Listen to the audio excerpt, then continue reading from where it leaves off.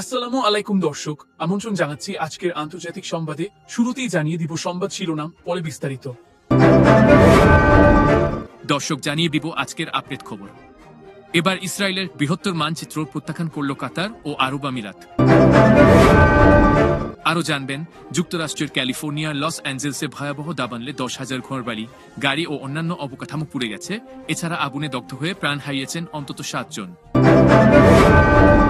যুক্তরাষ্ট্রের ক্যালিফোর্নিয়া অঙ্গরাজ্যের লস অ্যাঞ্জেলেসে দ্রুত ছড়িয়ে পড়তে থাকা দাবানল নিয়ন্ত্রণের বাইরে চলে গেছে। এজন্য বাইডেনকে দুষলেন ট্রাম্প। দর্শক, সর্বশেষ জানিয়ে দিব, নেতানিয়াহুকে রক্ষায় আইসিসির বিরুদ্ধে যুক্তরাষ্ট্রের নিষেধাজ্ঞা বিল পাস। দর্শক, এতক্ষণ শুনছিলেন সংবাদ শিরোনাম, এখন বিস্তারিত। তার আগে একটি অনুরোধ দর্শক, ভিডিওটি ভালো লাগলে লাইক, কমেন্ট, শেয়ার করে দিন এবং সাবস্ক্রাইব করে রাখুন পরবর্তী আপডেট পেতে। মধ্যপ্রাচ্যের 4টি আরব দেশের ভূখণ্ডকে অন্তর্ভুক্ত করে বৃহত্তর ইসরায়েলের মানচিত্র প্রকাশ করেছে তেল আবিব। নতুন মানচিত্রে ফিলিস্তিন, জর্ডান, সিরিয়া ও লেবাননের ভূখণ্ডকে বৃহত্তর ইসরায়েলের অংশ বলে দাবি করা হয়েছে। এবার এ ঘটনার তীব্র নিন্দা জানিয়েছে কাতার ও সংযুক্ত আরব আমিরাত। চলতি সপ্তাহে সামাজিক যোগাযোগ মাধ্যমে ওই মানচিত্রটি ছড়িয়ে পড়ে। এতে ফিলিস্তিন, জর্ডান, সিরিয়া ও লেবাননের বিস্তীর্ণ ভূখণ্ড কথিত বৃহত্তর ইসরায়েলের অন্তর্ভুক্ত করা হয়েছে। এই মানচিত্র প্রকাশের পরই নিন্দার ঝড় উঠেছে। অধিকৃত পশ্চিম তীরের ফিলিস্তিনি কর্তৃপক্ষের মুখপাত্র নাবিল আবুরুদেইনে ওই মানচিত্রকে সব আন্তর্জাতিক আইন ও প্রস্তাবের সুস্পষ্ট লঙ্ঘন বলে উল্লেখ করেছেন। তিনি বলেন, ইসরায়েলের দখলদারির নীতি, অবৈধ বসতি স্থাপনকারীদের হামলা এবং আল-আকসা মসজিদের বিরামহীন অবমাননা বন্ধ করতে জরুরি ভিত্তিতে আন্তর্জাতিক সম্প্রদায়ের পদক্ষেপ নেওয়া উচিত। জর্ডানের পররাষ্ট্র মন্ত্রণালয় ইসরায়েলের পক্ষ থেকে প্রকাশিত মানচিত্রকে উস্কানিমূলক ও ভিত্তিহীন বলে উল্লেখ করেছে। তারা বলছে, বর্ণবাদের ভিত্তিতে নেয়া ইসরায়েলি পদক্ষেপ যেমন জর্ডানের সার্বভৌমত্বকে দুর্বল করতে পারবে না, তেমনি তা ফিলিস্তিনি জনগণের ন্যায়সঙ্গত অধিকারও লঙ্ঘন করতে পারবে না। সেই সঙ্গে ইসরায়েল সরকারকে অবিলম্বে এ ধরনের উস্কানিমূলক পদক্ষেপ ও বেপরোয়া বক্তব্য বিবৃতি বন্ধ করতে বলেছে জর্ডানের পররাষ্ট্র মন্ত্রণালয়। তা না হলে এসব পদক্ষেপ কেবল মধ্যপ্রাচ্য অঞ্চলে অস্থিতিশীলতা বৃদ্ধি করবে বলেও সতর্ক করেছেন তিনি। এছাড়া সেদি আরব ও ইসরায়েলি মানচিত্রের নিন্দা ও প্রত্যাখ্যান করেছে সৌদি আরব। রিয়াদ বলেছে, এই ধরনের চরমপন্থী দাবি ইসরায়েলের উদ্দেশ্য প্রকাশ করে, যা তাদের দখলদারিকে সুসংহত করতে, রাষ্ট্রগুলোর সার্বভৌমত্বের ওপর প্রকাশ্য আক্রমণ চালিয়ে যেতে এবং আন্তর্জাতিক আইন ও নিয়ম লঙ্ঘন করতে চায়। সৌদি আরবের পররাষ্ট্র মন্ত্রণালয় আন্তর্জাতিক সম্প্রদায়কে এই অঞ্চল এবং জনগণের বিরুদ্ধে ইসরায়েলের আইন ও নিয়ম লঙ্ঘন বন্ধে তাদের ভূমিকা পালন করার আহ্বান পুনর্ব্যক্ত করেছে। এছাড়া অন্য দেশের সার্বভৌমত্ব এবং তাদের সীমানার প্রতি সম্মান প্রদর্শনের প্রয়োজনীয়তার উপর জোর দিয়েছে সৌদি। কাতারের পররাষ্ট্র মন্ত্রণালয় মানচিত্রটিকে আন্তর্জাতিক বৈধতা এবং প্রস্তাবের স্পষ্ট লঙ্ঘন বলে অভিহিত করেছে। তবে এই ধরনের কর্মকাণ্ড শান্তি প্রচেষ্টাকেও ক্ষতিগ্রস্ত করতে পারে বলে সতর্ক করেছে পররাষ্ট্র মন্ত্রণালয়। একইভাবে সংযুক্ত আরব আমিরাতের পররাষ্ট্র মন্ত্রণালয় মানচিত্রটিকে ইসরায়েলের বৃহত্তর সম্প্রসারণবাদী এজেন্ডার অংশ হিসেবে নিন্দা জানিয়েছে। এক বিবৃতিতে বলেছে, এই ধরনের চর্চা উত্তেজনা আরও বাড়িয়ে তুলবে এবং শান্তিপূর্ণ সমাধানে পৌঁছানোর প্রচেষ্টাকে বাধাগ্রস্ত করবে। দ্বিরাষ্ট্রীয় সমাধান অর্জন এবং একটি স্বাধীন ফিলিস্তিনি রাষ্ট্র প্রতিষ্ঠার লক্ষ্যে আন্তর্জাতিক উদ্যোগগুলোকে সমর্থন করার প্রতিশ্রুতি পুনর্ব্যক্ত করেছে সংযুক্ত আরব আমিরাত।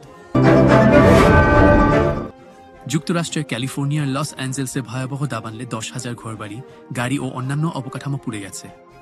এছাড়া আগুনে দগ্ধ হয়ে প্রাণ হারিয়েছেন অন্তত 7 জন। লস অ্যাঞ্জেলসে বেশ কয়েকটি সক্রিয় দাবানল চলছে। এর মধ্যে স্থানীয় সময় বৃহস্পতিবার ওয়েস্ট হিলে কেনেথ নামে নতুন একটি দাবানলের সৃষ্টি হয়। ধারণা করা হচ্ছে, এই দাবানলটি কেউ ইচ্ছাকৃতভাবে শুরু করেছে।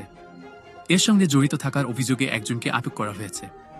এর আগে গত মঙ্গলবার থেকে তাণ্ডব চালিয়ে আসছিল প্যালিসাদেস এবং ইটন নামে 2টি দাবান। লস অ্যাঞ্জেলসের মেয়র কারেন বাস বলেছেন, বাতাসের গতি বেশি থাকায় নতুন দাবানলটি দ্রুত সময়ের মধ্যে ছড়াতে পারে। প্যালিসাদেস এবং ইটন উভয় দাবানলই 5,000 করে অবকাঠামো ধ্বংস করেছে, যার মধ্যে আছে বাড়িগাড়ি এবং শেড। এছাড়া এগুলোর আগুনে 30,000 একর জমি পুড়ে ভস্মীভূত হয়ে গেছে। Los Angeles County sheriff Robert Luna press কনফারেন্সে জানান, নিহতের সংখ্যা বাড়তে পারে বলে ধারণা করছেন তিনি। লুনা বলেন, মনে হচ্ছে এই এলাকায় কেউ পারমাণবিক বোমা ফেলেছে। আমি কোনো ভালো খবর প্রত্যাশা করছি না। আশঙ্কা করছি মৃতের সংখ্যা বাড়বে। ইতিমধ্যে সেখানকার 1,80,000 মানুষকে সরে যাওয়ার নির্দেশ দেওয়া হয়েছে। আরও 2 লাখ মানুষকে সরে যাওয়ার নির্দেশনা পাওয়ার জন্য সতর্ক থাকতে বলা হয়েছে। আল জাজিরার সাংবাদিক রব রেনল্ডস বলেছেন, দাবানলে যে পরিমাণ ক্ষয়ক্ষতি হয়েছে তা ধারণার বাইরে। তিনি জানান, কয়েক কিলোমিটার জায়গা জুড়ে সবকিছু পুড়ে গেছে। যুক্তরাষ্ট্রের নবনির্বাচিত প্রেসিডেন্ট ডোনাল্ড ট্রাম্প দেশটির লস অ্যাঞ্জেলসের দাবানল নিয়ে বিদায়ী প্রেসিডেন্ট জো বাইডেন ও ক্যালিফোর্নিয়ার ডেমোক্র্যাটিক দলীয় গভর্নর গ্যাভিন নিউসমকে দোষারোপ করেছেন। মূলত এই দাবানল নিয়ে বাইডেন ও ক্যালিফোর্নিয়ার গভর্নরের সঙ্গে রাজনৈতিক দ্বন্দ্বে জড়িয়ে পড়েছেন ট্রাম্প। একই সঙ্গে পানি সংকটের জন্য ক্যালিফোর্নিয়া প্রশাসনের প্রতি তীব্র ক্ষোভও প্রকাশ করেছেন এই রিপাবলিকান নেতা। বৃহস্পতিবার 9 জানুয়ারি এক প্রতিবেদনে এই তথ্য জানিয়েছে সংবাদ মাধ্যম এনবিসি নিউজ। মূলত গত কয়েকদিন ধরে ইতিহাসের ভয়াবহ দাবানলে পুড়ছে যুক্তরাষ্ট্রের দ্বিতীয় বৃহত্তম এই শহরটি। আলাদা 6টি দাবানলের মধ্যে অনেকগুলোই নিয়ন্ত্রণের পুরোপুরি বাইরে চলে গেছে বলে জানিয়েছে ফায়ার সার্ভিস। তীব্র বাতাস, শুষ্ক আবহাওয়া এবং পানির চাপ কম থাকায় আগুন নেভাতে হিমশিম খাচ্ছেন দমকল কর্মীরা। আগুনের তীব্রতা দেখে তা নিয়ন্ত্রণ করার বদলে সাধারণ মানুষকে সরিয়ে নেওয়ার কাজ করছেন ফায়ার ফাইটাররা। ফলে হতাহতের সংখ্যা বেশ কম হয়েছে।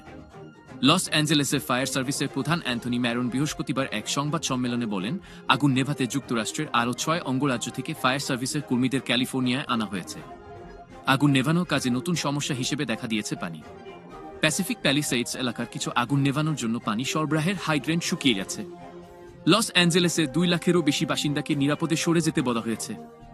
এর আগে স্থানীয় সময় গত বুধবার সন্ধ্যায় আগুন দেখা যায় চলচ্চিত্র জগতের তীর্থস্থান হলিউডেও। ভয়াবহ এই আগুনে হলিউডের বেশ কয়েকজন তারকার বাড়িও পুড়ে গেছে। বিখ্যাত হলিউড সাইনবোর্ডটির বেশ কাছাকাছি আগুনের শিখা দেখতে পেয়ে আতঙ্কিত হয়ে পড়েন লস অ্যাঞ্জেলেস মূল শহরের বাসিন্দারাও। এদিকে আগুনে ভস্মীভূত বাড়িঘরে লুটপাট করার খবর পাওয়া গেছে। এই চরম সংকটেও যারা লুটপাট করছে তাদের কোনো ছাড় দেওয়া হবে না বলে জানিয়েছেন লস অ্যাঞ্জেলেসের পুলিশ কর্মকর্তা ক্যাথরিন বার্বার বলেন। লুটপাটের ঘটনায় এরই মধ্যে 20 জনকে গ্রেপ্তার করা হয়েছে বলেও জানা গেছে। অন্যদিকে আগুনে এ পর্যন্ত লস অ্যাঞ্জেলেসে প্রায় 2000 অবকাঠামো ধ্বংস হয়েছে। এর মধ্যে শত কোটি ডলারের বাড়িও রয়েছে। বিদ্যুৎ বিচ্ছিন্ন হয়ে পড়েছে অন্তত 3.5 লাখ বাড়িঘর ও ব্যবসা প্রতিষ্ঠান। দাবানলে এ পর্যন্ত 50 বিলিয়ন বা 5000 কোটি ডলারের বেশি ক্ষতি হয়েছে বলে ধারণা করা হয়েছে। এদিকে লস অ্যাঞ্জেলেসে দাবানলের আগুনে পুড়ে মৃতের সংখ্যা বেড়ে দাঁড়িয়েছে 7 জনে। স্থানীয় সরকারি কর্মকর্তারা জানিয়েছেন, আগে 5 জন মারা গিয়েছিলেন, পরে আরও 2 জনের মৃত্যু হয়েছে। মার্কিন প্রেসিডেন্ট জো বাইডেন জানিয়েছেন, ক্যালিফোর্নিয়ার ইতিহাসে এমন ভয়ঙ্কর দাবানল আগে কখনো হয়নি। তিনি জানিয়েছেন, জাতীয় তহবিল থেকে ক্যালিফোর্নিয়াকে আরও অর্থ দেওয়া হবে যাতে তারা দাবানলের মোকাবিলা করতে পারে এবং পুনর্গঠনের কাজ করতে পারে। এছাড়া হোয়াইট হাউসের প্রশাসকদের নিয়ে বিশেষ বৈঠক ডেকেছিলেন বাইডেন। তারপর তিনি জানান, ভয়ঙ্কর দাবানলের কবলে পড়েছে ক্যালিফোর্নিয়া। তিনি জানিয়েছেন, পরিস্থিতি মোকাবিলায় ক্যালিফোর্নিয়াকে যাতে বিশেষ সাহায্য দেওয়া যায় সেজন্য তিনি মার্কিন কংগ্রেসের সদস্যদের কাছে বিশেষ আবেদন জানিয়েছেন। দাবানলের বিরুদ্ধে লড়াইয়ে সাহায্য করার জন্য কংগ্রেসকেও অনুরোধ করেছেন তিনি। চলমান এই পরিস্থিতিতে রোম ও ভ্যাটিকান সফর বাতিল করেছেন বাইডেন। মূলত প্রেসিডেন্ট হিসাবে নিজের শেষ বিদেশ সফর হিসাবে রোম ও ভ্যাটিকান যাওয়ার কথা ছিল বাইডেনের, কিন্তু দাবানো পরিস্থিতির দিকে নজর রাখার জন্য সেই সফর বাতিল করেছেন তিনি। অন্যদিকে ভাইস প্রেসিডেন্ট কমলা হ্যারিসও তার শেষ বিদেশ সফরে সিঙ্গাপুর, বাহরাইন ও জার্মানিতে যাচ্ছিলেন, কিন্তু দাবানলের কারণে তিনিও সেই সফর বাতিল করেছেন। গাজায় গণহত্যার দায়ে ইসরায়েলি প্রধানমন্ত্রী বেনিয়ামিন নেতানিয়াহুর বিরুদ্ধে গ্রেফতারি পরোয়ানা জারি করা আন্তর্জাতিক অপরাধ আদালতের আইসিসি উপর নিষেধাজ্ঞা বিল পাশ করেছে যুক্তরাষ্ট্রের হাউস অব রিপ্রেজেন্টেটিভস। সংবাদ মাধ্যম আল জাজিরার প্রতিবেদনে বলা হয়েছে, স্থানীয় সময় বৃহস্পতিবার 9 জানুয়ারি মার্কিন প্রতিনিধি পরিষদে ইসরায়েলের প্রধানমন্ত্রী বেনিয়ামিন নেতানিয়াহু এবং দেশটির সাবেক প্রতিরক্ষা মন্ত্রী ইয়োভ গ্যালান্টের বিরুদ্ধে গ্রেফতারি পরোয়ানার পাল্টা জবাব হিসেবে আন্তর্জাতিক অপরাধ আদালতের আইসিসি বিরুদ্ধে নিষেধাজ্ঞা বিল পাসের পক্ষে ভোট দিয়েছেন আইন প্রণেতারা। মার্কিন আইন প্রণেতারা 243-140 ভোটে অবৈধ আদালত প্রতিক্রিয়া আইন পাশ করেন, যা আইসিসির কোনো কর্মকর্তা বা হেডকে সমর্থনকারী যে কোনো সংস্থার বিরুদ্ধে নিষেধাজ্ঞার আহ্বান জানাবে। নিষেধাজ্ঞার মধ্যে ভিসা বাতিল বা প্রত্যাহার এবং মার্কিন সম্পত্তি লেনদেন নিষিদ্ধ করাও অন্তর্ভুক্ত রয়েছে। একই সঙ্গে যুক্তরাষ্ট্র ও তার মিত্রদের সুরক্ষিত ব্যক্তির বিরুদ্ধে তদন্ত, গ্রেফতার, আটক বা বিচারিক কার্যক্রমে অগ্রসর হওয়ার চেষ্টা করবে তাদের বিরুদ্ধে এই আইন কাজ করবে। 198 জন রিপাবলিকানের পাশাপাশি 45 জন ডেমোক্র্যাট আইন প্রণেতা এতে সমর্থন দিয়েছেন। বিলটি এখন সিনেটে যাবে। আইনটিতে বলা হয়েছে, যুক্তরাষ্ট্র এবং ইসরায়েল রোম চুক্তি স্বাক্ষরকারী নয়, যা আইসিসি প্রতিষ্ঠা করেছে, এবং সেই অনুযায়ী তাদের কার্যক্রমের উপর আইসিসির কোনো অধিকার নেই। প্রতিনিধি পরিষদের এমন পদক্ষেপে অনেক দেশ ক্ষোভ প্রকাশ করেছে।